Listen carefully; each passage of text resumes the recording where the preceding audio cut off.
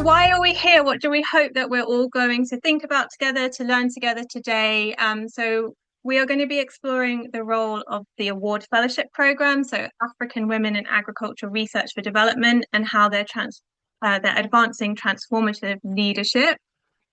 And so within that, we're going to look at how mentoring, capacity strengthening, and gender responsive research approaches can support women scientists and professionals to drive meaningful change within agriculture research and development systems. So we really want to be thinking about what do we consider meaningful change today. And then lastly, how fellowship models can contribute to more inclusive leadership, stronger institutions, and more equitable outcomes. So if you've taken part in any leadership training that you think was also similar and you want to share some of your insights today, we'd really love to hear from you as well. So I'm really, really excited that we have Susan, Pamela, and Tendai with us today. So Susan is the Director of Award. She will be presenting about the award program, and then after that she'll be leading a fireside chat with Pamela and Tendai, and they have taken part in the award program. So we're really going to learn firsthand experience and what this program can do for people, and perhaps people like you as well. But before I hand it over to Susan, we've got a very quick opening poll, which I am going to launch now. So let me just stop sharing. So we want to find a little bit about you here. So have you ever participated in a leadership program before? So you've got a few answers to choose from. It might be like, yes, I did, and it was one of the best things I've ever done. I have, but maybe wasn't so useful. No, but I would like to. No, maybe you don't think it's for you. Maybe, what do we consider to be a leader? And maybe you're just not sure because you don't really know what's involved in a leadership program. So I'll just give you a few minutes to see. And thank you to those people who are introducing themselves in the chat as well.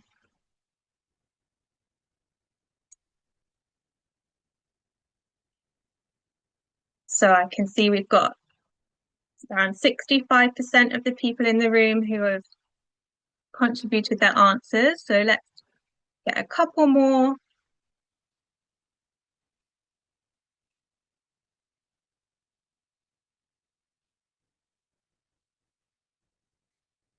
Okay, let's end the poll then. So let's see. And what is it? Is it what we were expecting? So 69% of you have already participated in leadership programs. So we've hopefully got a lot of knowledge and learning to share. One person said they did, but it wasn't useful. So we also want to learn from that as well. And then 28% of you, 8 of you said you haven't participated, but you would like to. So yeah, keep that in mind to our speakers as we go through what we can learn together. So thanks very much, everyone, for participating in that. And we have one more question for you before we start. And we're going to do a chat wave. So this is, I hope everyone has access to the chat box down at the bottom of the screen. Open that up. Maybe you have participated in a chat wave before, maybe you haven't. And this is for our speakers as well. We want to hear what you have to say as well. So we're going to ask you a question. I want you to type your answer in the chat. Don't press enter until I tell you. This is a very important feature of chat waves. So what we want is to have a beautiful wave of everyone's answers at the same time. So, and then, yeah, like I said, we'll see a wave of answers. So your question to type away, but don't press enter until I tell you, is what is transformative leadership to you? So I'm going to give you 1 minute to type your answers in the chat box, but don't press enter yet. So have a think about what is transformative leadership to you.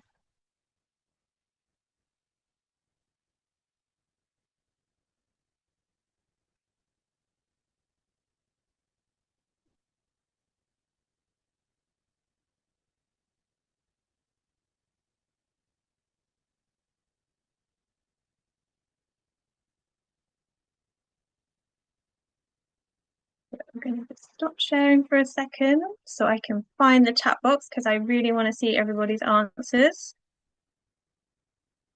So if everybody is ready, I can't see many of you, so I can't see if you're still typing, but I think press go now and let's see a wave of answers. Amazing. Oh, they're all coming in, so many. Let's see what we have.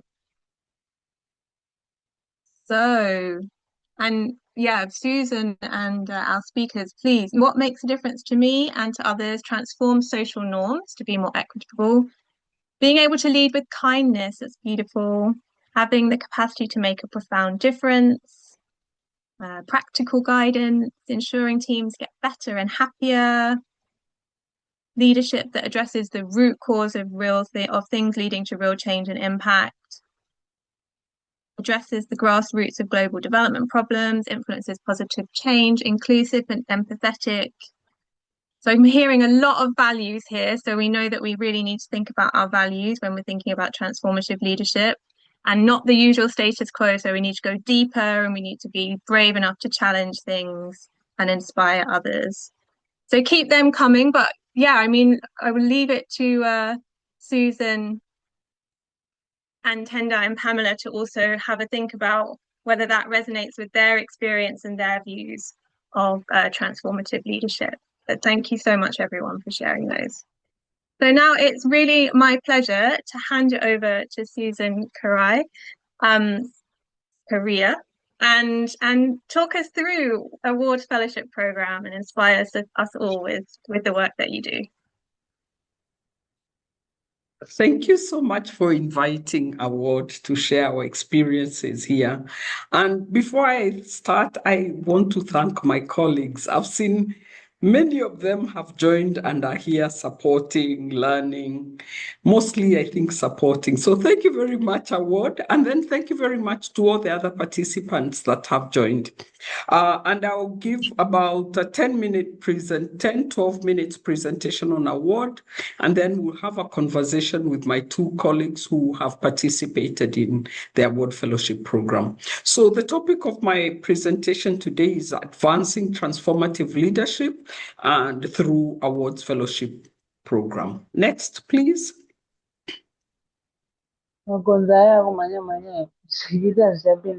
Maybe you need to mute. Okay, they've muted themselves. So I'll talk about the model award, our history, our rationale for being created.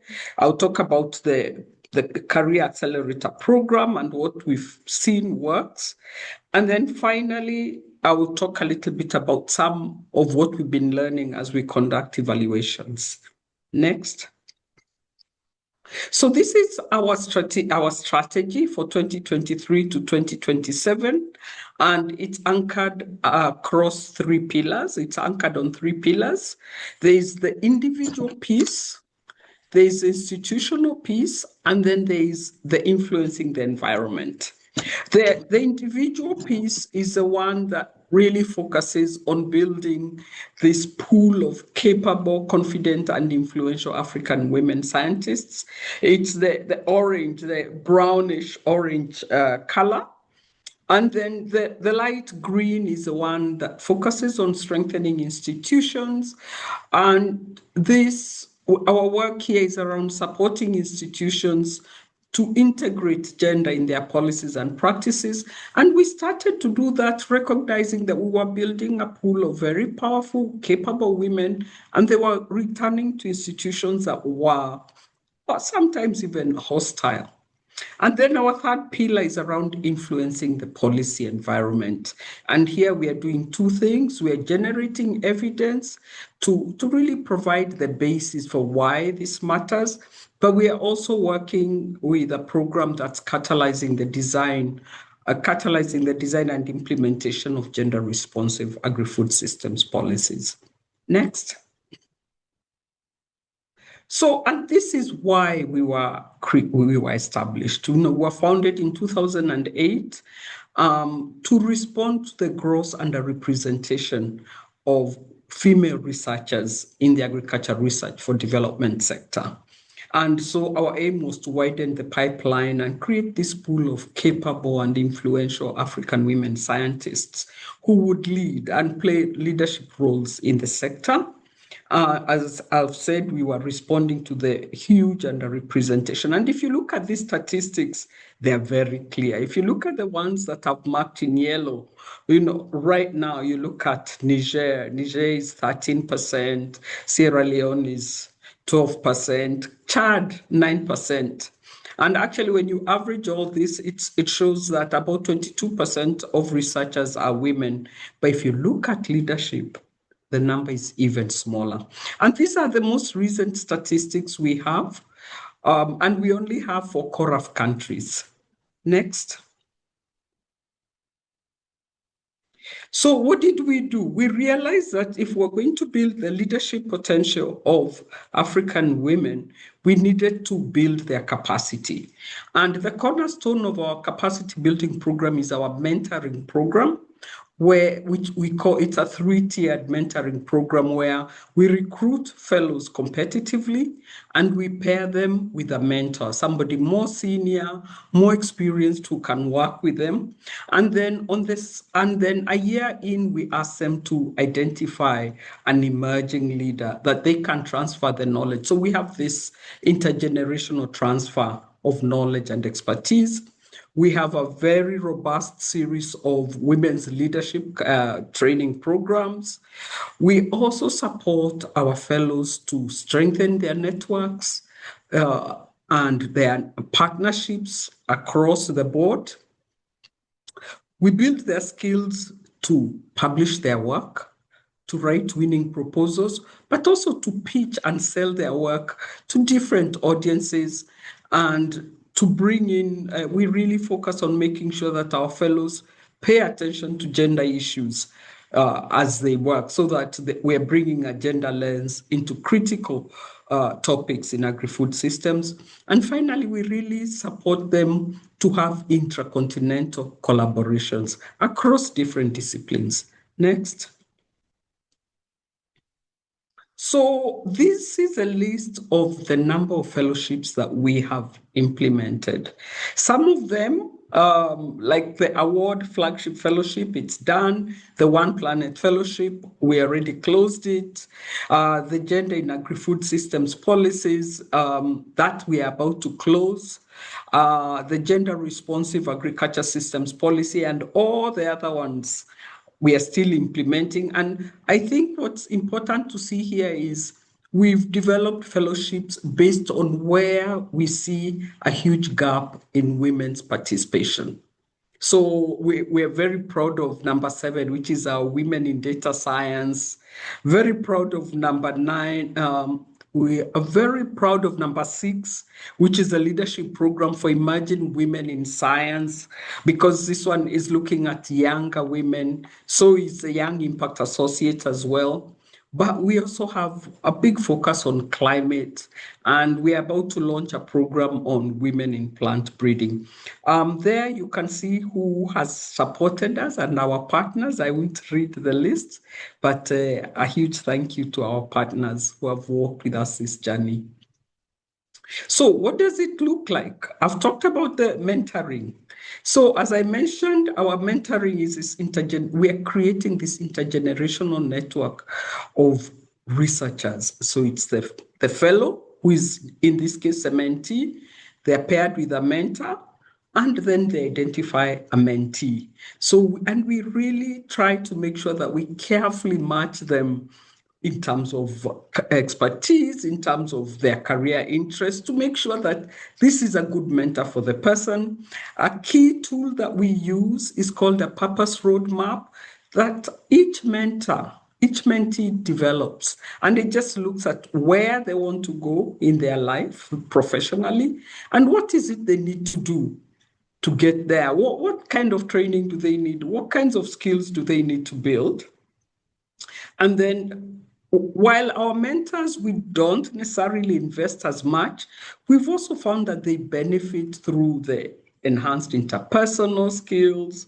We do have a mentoring orientation workshop where they also manage to learn quite a bit around how to have useful conversations, interpersonal skills, how to manage relations, etc. Next.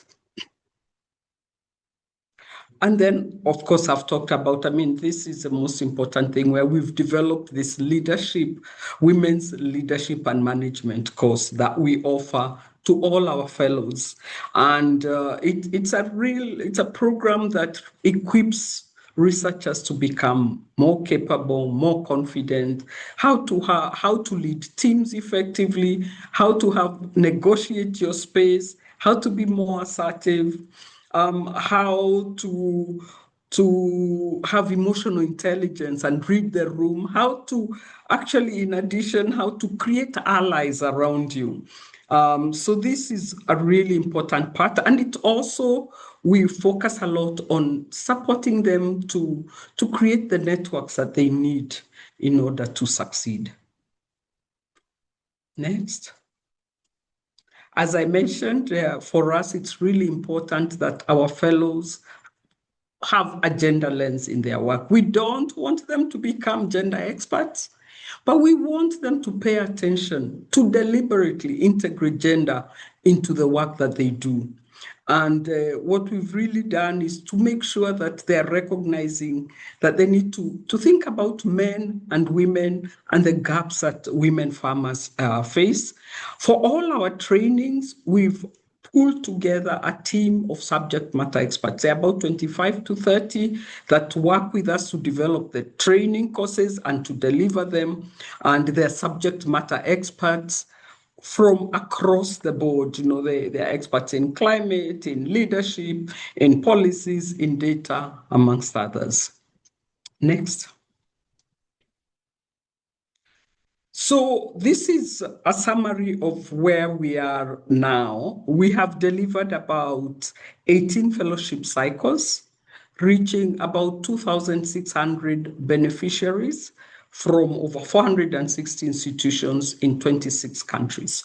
And when we just think in terms of our fellows, we've actually had more than 1,900 fellows graduate from our fellowship program. And I'll show you a little bit about where they are. But maybe what I should also mention is we recruit our fellows competitively, and they go through a suite of capacity development courses. So they'll do a women's leadership, they'll do a mentoring orientation, they'll do a technical skills training such as communication, they'll do a gender in climate or a gender in agri-food systems course. So they go through about 4 to 5 suite of courses, and then we allow them to move forward. Next. So we've done a couple of evaluations, and so these are some of the results from some of those evaluations and what we are learning.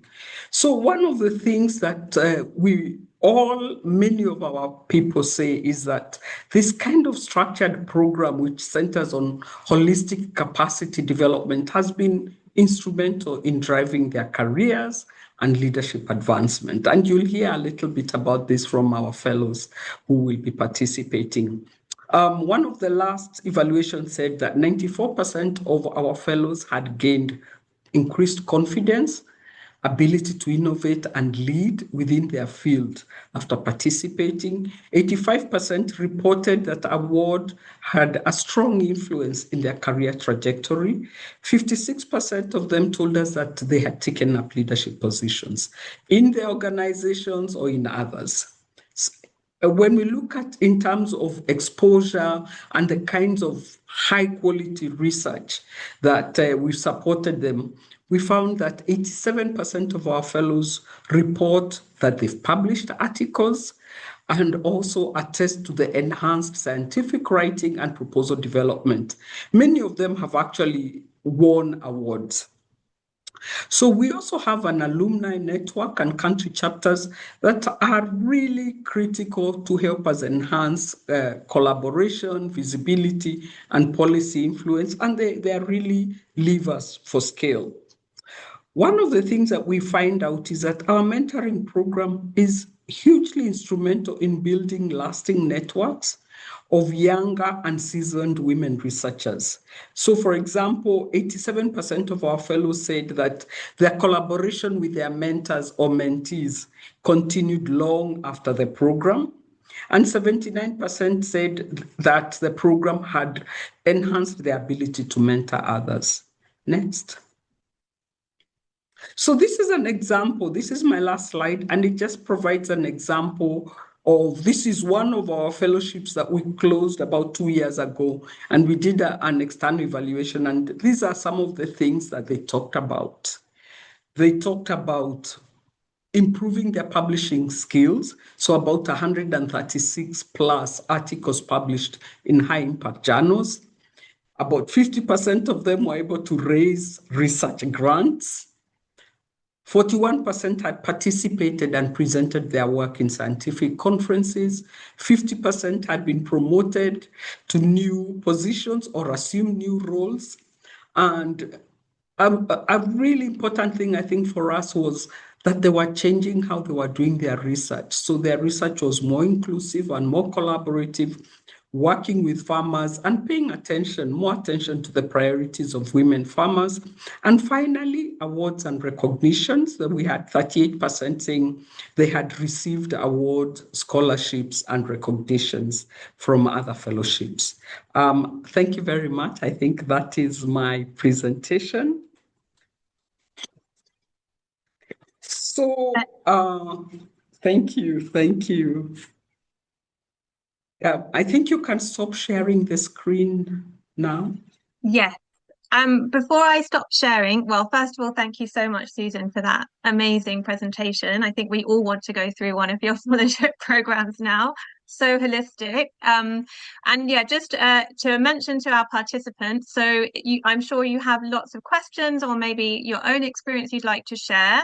You can do that either in the chat or you can scan this QR code, or there'll be a link in the chat to our Easy Retro board, and there you can add your question. So first of all, Susan's going to lead us in a fireside chat, and then we'll be opening the floor to your questions. So Susan, yeah, back over to you. Thank you.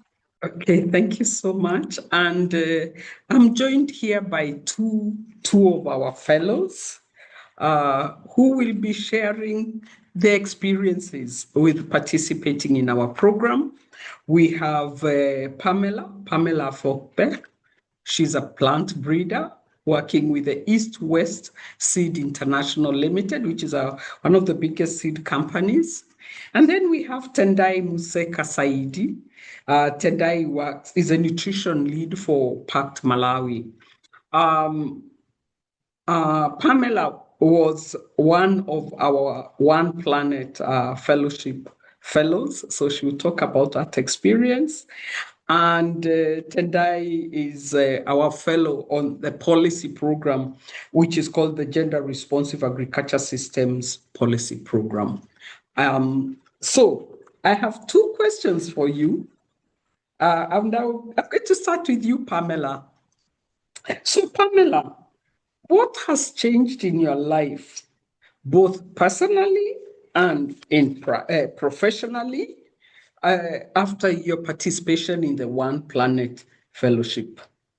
And how did that fellowship really help you to think about research in a different way? Over to you, Pamela. You have 5 minutes, I think. Go for it. Okay, thank you for having me, Susan. I'm Pamela Afokpe from Benin, and I work as a plant breeder and R&D station manager for East West Seeds, a multinational private vegetable company that is helping to improve farmers' life with innovative tropical vegetable seed and better farming knowledge. So the One Planet Fellowship did not just build my skills. I will say it changed my trajectory. It gave me the framework to finally pursue a dream I had carried for a long time. And it gave me the tools to turn field experience into real science and the vision to work on a crop that feeds communities but has been forgotten by science. So the One Planet Fellowship is a leadership and science program supporting the next generation of African and European researchers in agriculture and climate change. And during the program, we received training in research methods, scientific writing, leadership, communication, and mentoring. And we were paired with mentors from the beginning of the fellowship. And later we were trained to mentor others. And we also had incredible exposure to international network and knowledge exchange, including, in my case, the opportunity to travel to New York 2 years ago to participate in the Commission on the Status of Women, CSW 68, where I connected with women around the world on gender equality and women empowerment topic. But for me, the most transformative moment came right at the start of the fellowship. That was at a research week in Nairobi. And in Nairobi, we built a purpose roadmap, a tool that gave me clarity on what I had achieved so far, where I wanted to be in the next 5 to 10 years, and what was needed to make that happen. And I have realized with my mentor at that time and my scientific advisor given my award that a PhD was needed to go where I wanted to be in the next year to come. And Suzanne, I have always wanted to do a PhD even before the fellowship. But I was working full-time in the private sector and I did not know how to make it work. And that roadmap gave me the structure to finally see how to make it happen. And right there in Nairobi with my mentor, who is now a co-supervisor on my thesis, we started planning and writing a research proposal on jute mallow, which is an indigenous crop that feeds communities in Africa and beyond, but has been forgotten by science. And I must tell you that before flying back home at that time, we had a draft proposal and a clear plan. And then finally, my dream had a path. So, and what made the story even more particular for me is that my company, Suicide, supported me fully for that journey. They approved my proposal, and I applied for a PhD and scholarship at Wageningen University and Research, supported by the company. And I received a sandwich PhD scholarship from Wageningen. And the company funded my field work and trusted me with this journey while keeping my job. And for me, that combination, a long-held dream, a fellowship that made it possible, and a company that believed in it, I think that is what changed everything for me. And I must say that the fellowship also changed how I see myself now. Because before the fellowship, I was feeling some kind of disconnect with the scientific world. But after the fellowship, and even at the very start of the fellowship, I started to feel that I belonged, in scientific spaces, not just as a practitioner, but as someone who could contribute strongly to research. And that confidence mattered a lot in my journey. Yeah. Thank you. Thank you so much, Pamela, for sharing your experiences with us. What an amazing journey. I can see lots of kudos coming your way. I have to confess that even myself, when we first met at CSW, I was very impressed by what you had achieved. So let's go to you, Tendai. So, Tendai, what has changed in your life since the fellowship? And again, you can talk about both professionally and personally. And tell us a little bit about some of the achievements that you are proud of, that you feel are connected to your participation in the award fellowship, in the GRASP fellowship. Over to you, Tendai. You have 5 minutes. Thank you, Susan. So I was part of the Gender Responsive Agriculture Systems Policy Fellow. And as Suzanne mentioned, there are quite a number of fellowships that award offers. But with this one specifically, it offers a 3-tiered mentorship. So you as a fellow, you're mentored by a mentor of your own choice. And then a fellow also selects, and then as a fellow also, you also select a mentee whom you get to mentor in the second year. And then the three of you work on a joint policy innovation project together. So this, in a way, imparts knowledge, skills, leadership, especially through the generations of the three mentors. And then the other thing that the GRAS Fellowship had was the inbuilt professional courses on women leadership and management. There was another one on negotiation skills and another one on gender in food systems.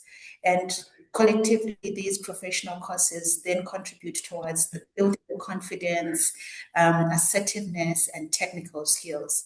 So in a way, knowing that you're surrounded by women who support other women, this definitely feeds into your own confidence. And I think that is one of the things that I actually took from the award fellowship.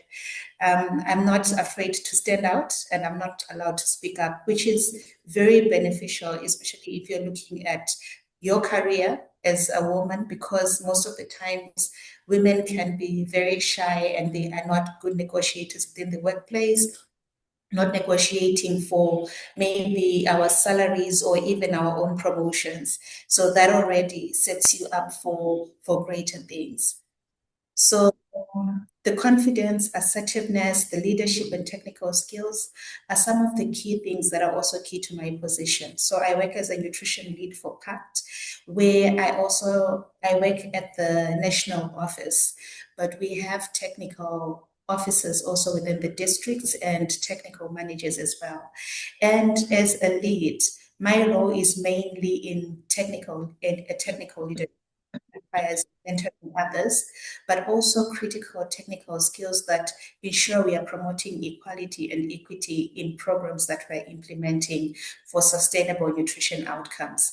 And as I've mentioned, the GRAPS Fellowship was both a combination of leadership, management skills, soft skills, but also the technical skills, where as a program technical lead, you want to be able to identify key issues or bottlenecks that are preventing or challenges that are really preventing you to make the outcomes that you want to make and try to address those. In my personal life, what I've also learned through the fellowship itself is, and a realization that has stuck with me, is that it's not always that a determined and very courageous or, someone who is driven has to choose, a determined woman has to choose work over building a family. Both can coexist. So we usually think that, no, I'm a career woman, I get married to my job, and then you neglect the other things, but both can surely coexist. And through setting boundaries at work to protect your family time, you also get to give your family, your husband, your kids the adequate time that they need, the support that they deserve. And also through effective negotiation, both at work and at home, you also ensure success at both, because you have to be able to negotiate with your spouse, with your in-laws, on why you have to go to that workshop or attend that conference. You have to be able to negotiate at work on why you need that pay rise. So all these are skills that are soft but very important as women step up to their leadership positions. As far as achievements are concerned, I think my greatest highlight was that I received the Best Poster Award for my scientific poster, which was titled From Policy to Practice, Improved Gender Sensitivity for Sustainable Agriculture in Malawi. And this was at the SEGIA Gender Equality and Inclusion Conference last year in Cape Town. I think for me, I'm not an academic, so I don't have a PhD. I'm more of a programmer. I do program implementation. But to be surrounded by academics and excelling at what I had done through Achieve and through the whole mentorship process and working with women, trying to really sculpt our research in a way that was scientifically sound, that to me was a lot. So the same findings, when I did submit my findings, I had submitted them for 2 sessions. So there was the policy, the the poster presentation, and there was also a full scientific session. I was selected for both, and I presented in both and walked away with an award. So yes, that was really heartwarming. And also here in Malawi, I'm a member of the National Right to Food Coalition. So some of the findings that we also identified are actually informing some of our advocacy strategies as we try to really champion the right to food agenda within our country. And as far as plans are concerned, I plan to publish both the policy brief and an article from the same research in the coming few months to come. Thank you. Thank you so much. Thank you, both of you. Wow, impressive. I have to say, Tendai, I know you remember we were in Cape Town and we were so proud. We were so proud because you all put a word on the map. So thank you so much. So I think, Jessica, over to you. We now are open to answer questions. Yes. Yeah, amazing. It's incredible to hear your experiences and your achievements. Just really moving. Thank you so much for sharing. So yeah, we put the link in the chat again to the Easy Retro. We have a few questions, so I'm going to share my screen and then you can decide which ones you would like to answer. Oh, that's not the right one. Let me try again.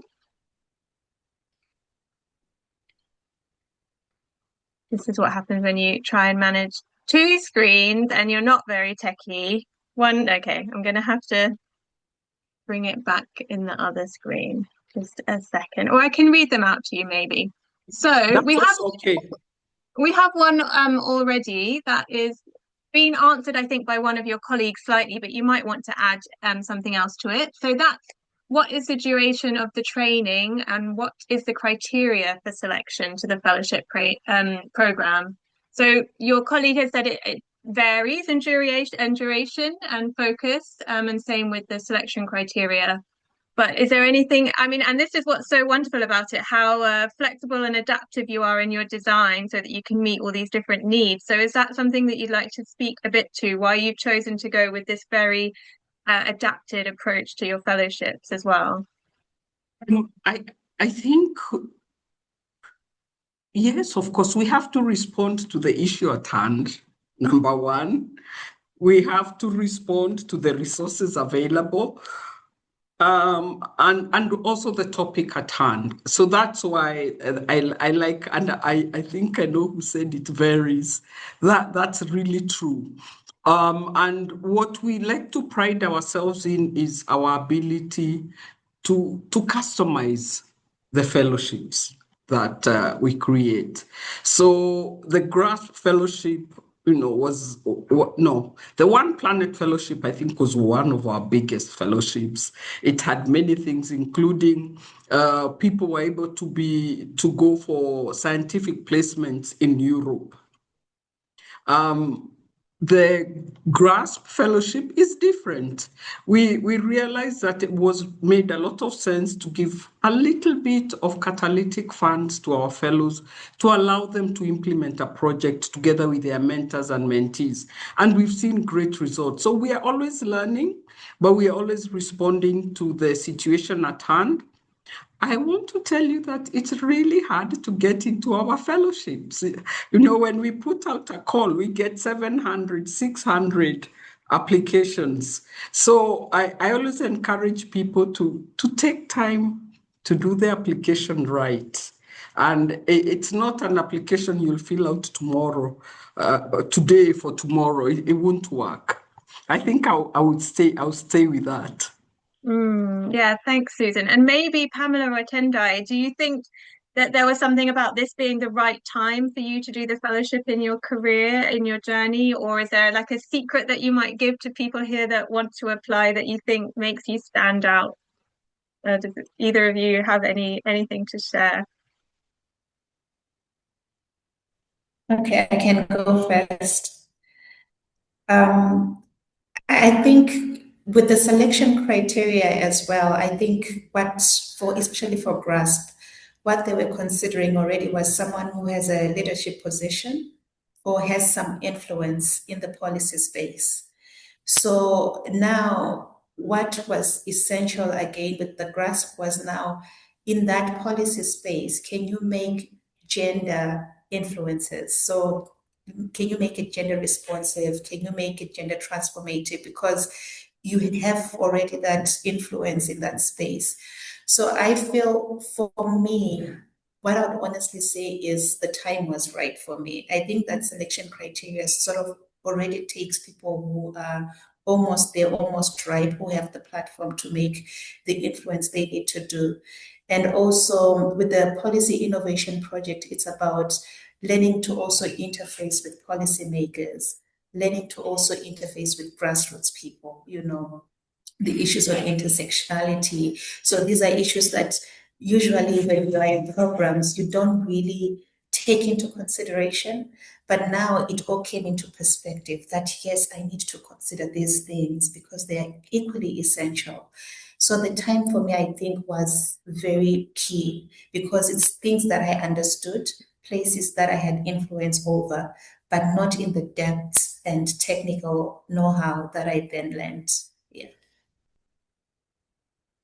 Pamela, do you want to come in a little bit?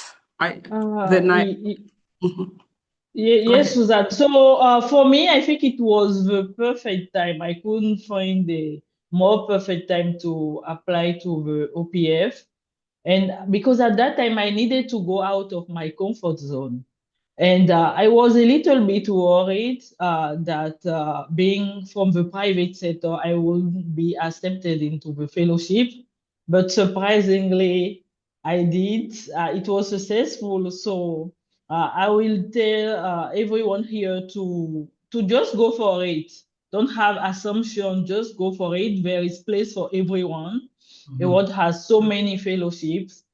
So just go for it and don't wait for the perfect moment, or don't wait for anything if you feel that you need it. Just go for it. Yeah. Thank you. I see a question that Kathy has asked, which I think I would like to respond to. And Kathy has asked, do you do any work on the institutional environment to make it more enabling for your professionals? Because she can imagine that some people go through fellowships and are ready to inspire, but find organizations difficult. Yes, Kathy. And I think when I showed the award strategy, there was a component on the individual and there was a strong component on the institutions. Some of our fellows some of our grants, depending on the donor, we do have funding to engage at the institutional level.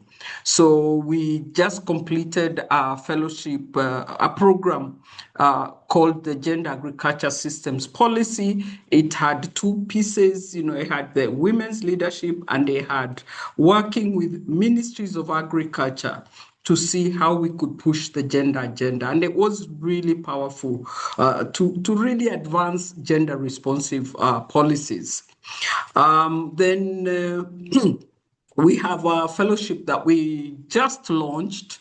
And again, it has two pieces. It has the leadership component, and then it has the component on the institutions.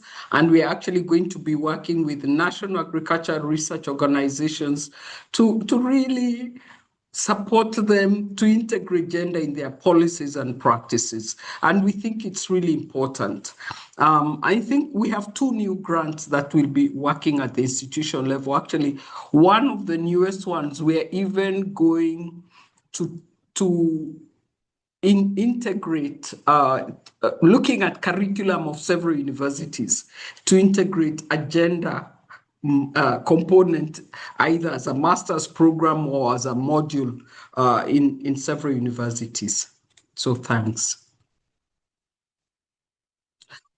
I see several ones that you placed in the chat, Jessica, and this one is for Tendai and Pamela. Having had this experience of being mentored and trained in leadership, what do you both think are the essential qualities of transformative leaders?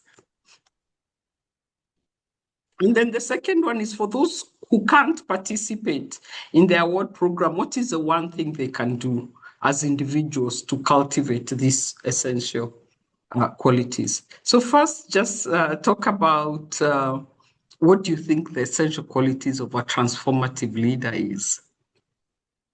Who would like to start? And does your impression resonate with what we were seeing, the long list we were seeing? Over to you, Pamela. I see you've unmuted, so. Oh, okay, Susan, thank you. So for me, the essential quality of a transformative leader, it's first courage and determination to be able to pursue your dreams. I think that's first.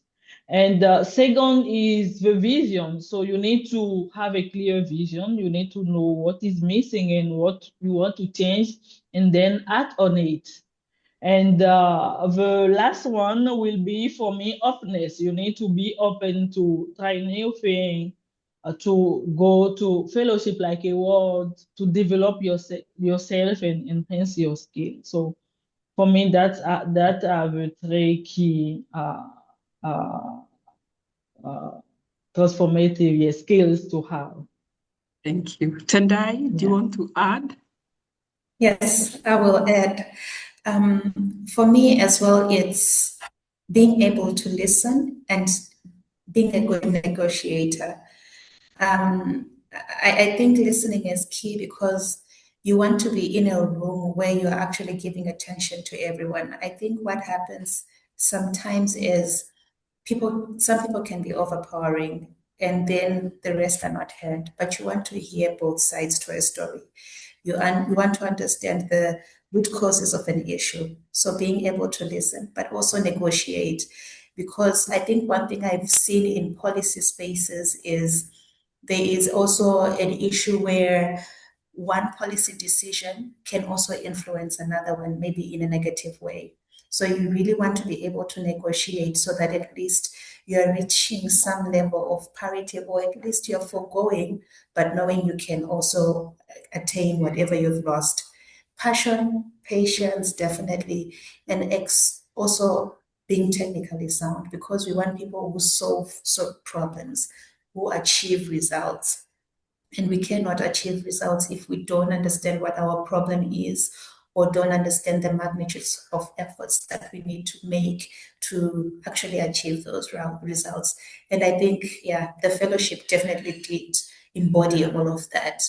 I think going forward, for people who do not have access to award, we can still find the same issues or nurturing that award provides. It's an issue of identifying someone who can mentor you. So it can be in the workplace, it can be even within your own circles of social network. So someone who can mentor you, who can support you in what you have as a vision for yourself.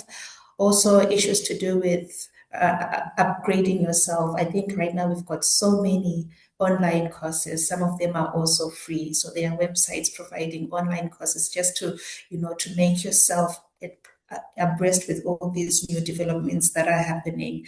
So it's not a failed course if you don't get into award. There are more opportunities and you can make it on your own, just, looking at some of the things that award was providing. Thank you. Thank you. Thank you, Tendai. Great answer. So there is a question about, is there a role for men as allies? Because we talked a lot about women. And I guess what I wanted to say is, for many of our fellowships, the fellow, the person that we competitively select is a woman, but many of our mentors are also men. So we do work with both men and women as mentors, because the mentor is that person that has an interest in growing you. We had one of our former chair of our steering committee. He had mentored 4 women. He was like a serial mentor. So yes, we do work a lot with men as allies, as champions that support the growth of these women. But then I also want to say that for our women's leadership course, one of the interesting things that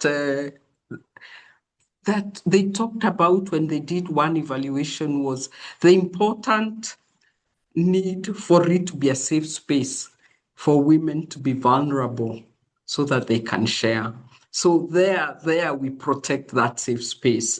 As people are more vulnerable, they're exposing their weaknesses, etc. Oh, Tendai, you dropped off. Okay, you're back. I don't know. What else are you seeing that you would like us to answer?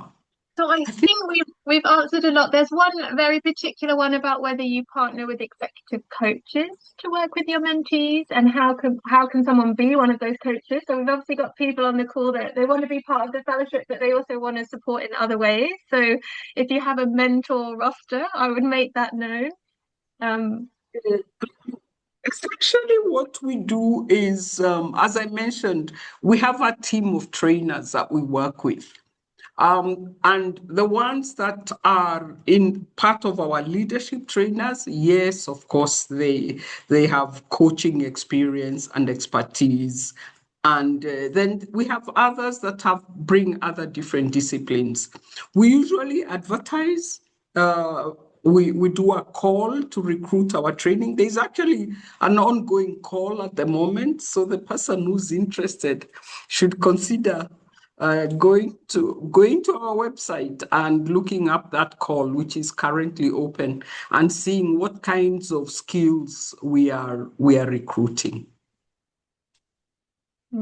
Thanks, Susan. I really love the intergenerational aspect also of your approach. And is there anything that you think that really adds an extra layer of value to have this very intergenerational approach?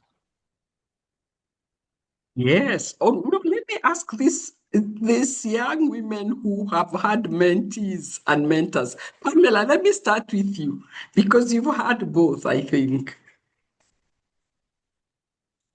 Yes, Susan, can you say that again? Sorry. The question was, how valuable is it to have this intergenerational um, team? Yeah, we have the mentor we have the fellow who has a mentor, and then they have a mentee. How valuable is that? And why do you think this was valuable? What value does it add? So we can hear Oh, from you because you had a mentor. I mean, I think it was very clear about your mentor because you wrote your proposal together before you even left.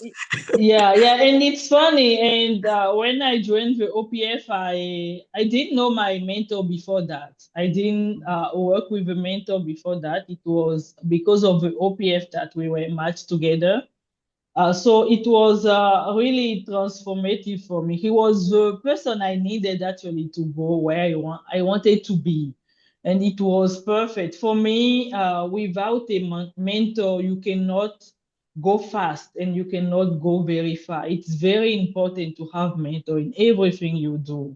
So that was very empowering for me to have a mentor. And the mentee, because at some point we were put together with a mentor, myself, a fellow, and then the mentee. And it was a kind of like three cycle of people together to build something. And I think it was really empowering because we could learn from each other. We could learn from the experience of the mentee. We could help the mentee to also start pursuing her dream. In my case, it was a lady. And after the OPF experience, I was able to help her. We had a clear plan, and I was able to help her get an internship and even a job. So from that, I hadn't said that before. It's the first time I'm mentioning that. So because of that experience, he was able to enter in the professional world and start right on the path of achieving her dream. And she's working in a very nice organization now, thanks to that interconnection we had. Yeah. Excellent, excellent. And you know what I was going to add is I can see the time is running out. Our experience has been many mentees go on to become fellows. and many fellows go on to be mentors. So you're really growing this pool. And so by having them three, we're actually reaching a much larger pool of men and women. Thank you.